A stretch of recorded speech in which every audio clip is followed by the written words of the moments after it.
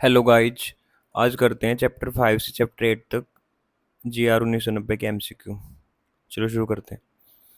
When a government undertakes a service merely as agent of a private body so that the entire cost of the service is recovered from that body, the net cost to government being nil, the recoveries may be taken in। तो recoveries कहाँ से ली जाएगी? Number 3 आएगा इसका, reduction of expenditure. ठीक है।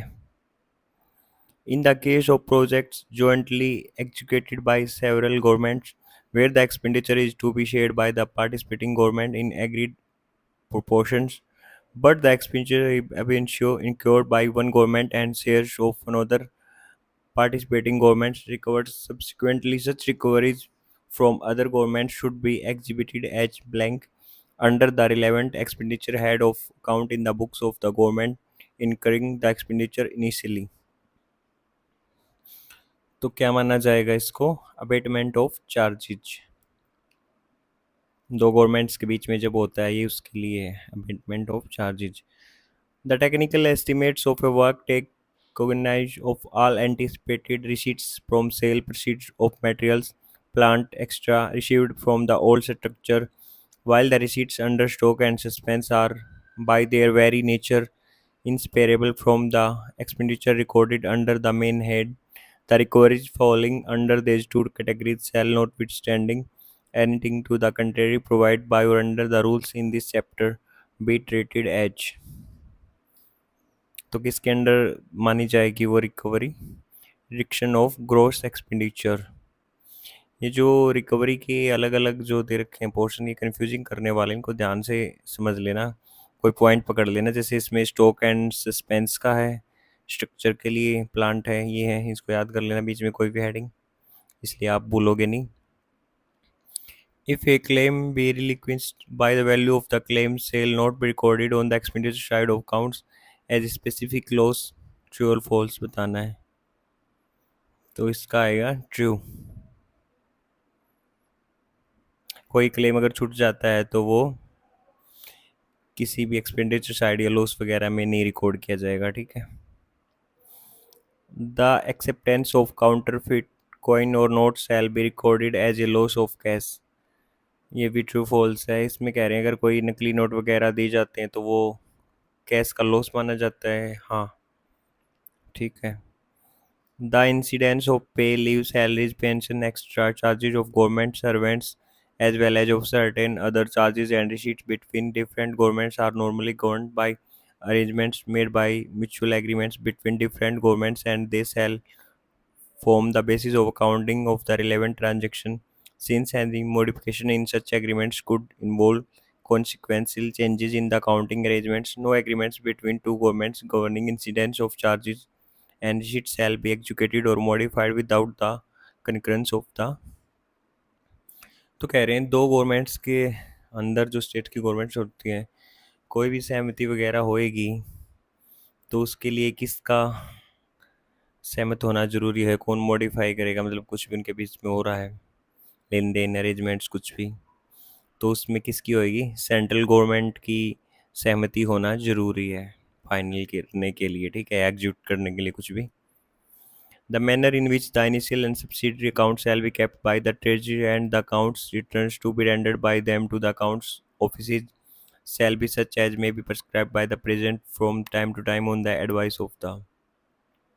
तो initial and subsidiary accounts होते हैं ट्रेजरीज के लिए, तो उसको कौन प्रिस्क्राइब करता है?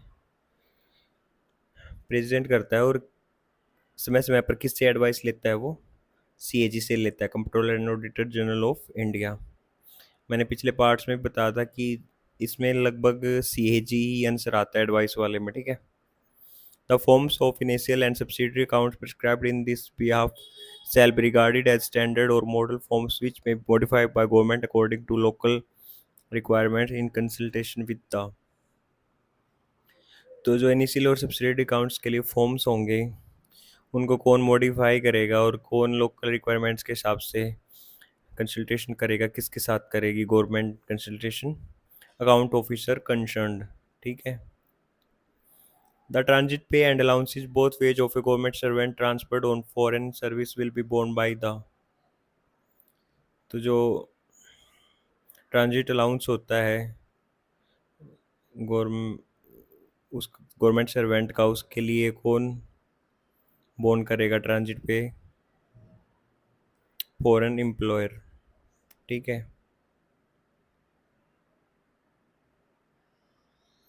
The transit pay and allowances, both in respect of the forward and return journey of government servant transferred to or from missions and offices abroad, will be borne by the ministry which plans the transfer of the official. However, the transit pay and allowances of the officer belonging to Indian Foreign Service and Indian Foreign Service in respect of their return journey from abroad shall be debited to the budget grant of Ministry of External Affairs or the Ministry of Commerce and Industry where the official reports for duty। ये true और false वाला है। ये दोनों question आपको एक जैसे से लगेंगे, पर इसमें जो मिनिस्ट्री प्लान करती है ट्रांसफ़र के लिए, उसके लिए होएगा, कौन करेगा उसके लिए? मिनिस्ट्री ऑफ एक्सटर्नल अफेयर्स करेगा। ठीक है। उसके बजट हेड होता है ग्रांट का, उसमें से दिया जाएगा उसको। Grant for the construction of a school should be debited to general education. तो स्कूल के लिए जो कंस्ट्रक्शन के लिए ग्रांट होती है वो कौन से हेड से होती है? 2202 जनरल एजुकेशन का होता है। जो ये मेजर हेड वगैरह हैं इनको आप देख लेना एक बार, इंपॉर्टेंट ध्यान से, एक दो क्वेश्चन आ जाता है इनमें एग्जाम में। A grant for the construction of a road to roads and bridge. Roads और ब्रिज के लिए कौन सा होता है? 3054 रोड्स कंस्ट्रक्शन के लिए। ठीक है। Money is advanced for miscellaneous purposes under special authority and recoverable in cash, and some overpaid in vouchers other than those for service payment should be adjusted under the head civil advances। तो money advance या miscellaneous purpose के लिए जो civil advances दिए जाते हैं वो कौन से में आएगा? एडजस्ट होगा 8550 में। ठीक है।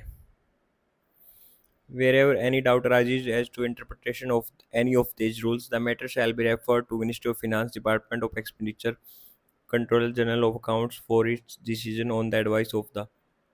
जो ये रूल है, अगर इनमें कोई भी इंटरप्रिटेशन या डाउट वगैरह आता है तो उसमें फाइनल करने के लिए जो कंट्रोलर जनरल ऑफ अकाउंट्स होता है डिसीजन लेने के लिए, वो किसकी एडवाइस लेगा? इसमें भी सीएजी आएगा, controller and auditor general of India की एडवाइस लेगा। Thank you guys. इसके मैंने चैप्टर वाइज भी पढ़ा रखा है गवर्नमेंट अकाउंटिंग रूल्स को, आप चाहो तो उसको भी देख सकते हो। ठीक है, मिलते हैं नेक्स्ट वीडियो में। Bye bye.